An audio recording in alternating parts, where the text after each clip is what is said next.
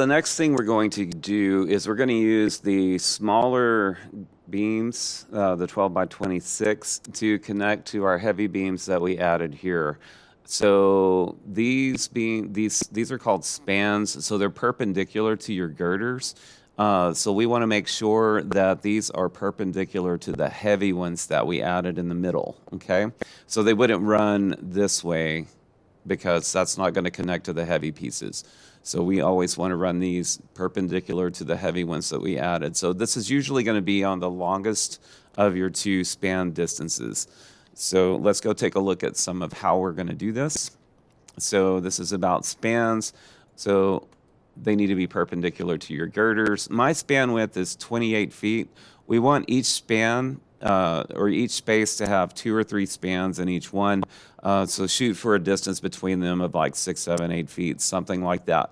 Find something that it divides evenly into. It would be strange to have, you know, a 6 3/4 foot span width. So in this case, my span length is 28, and I divide that by 4. So I'm going to use 7-foot spacing. So what we're going to do now is I'll go over to my one I haven't done this to. So I'm going to be working on the ground or second floor frame. I have ceilings closed because I don't want to work on that. Second floor frame, okay? And then this one, we're going to be in structure, and we're going to choose beam system. And in this case, we want to make sure it has the 12 by 26 selected. Our justification is center, fixed distance, and mine is going to be 7 feet by my calculations. So you can kind of see the outline here. Let me zoom in a little bit. So you can kind of see the outline of my girder system. So this is my 18 by 55 girder here. I want these spans to be perpendicular to this girder. So I point at this side, and you see the green lines?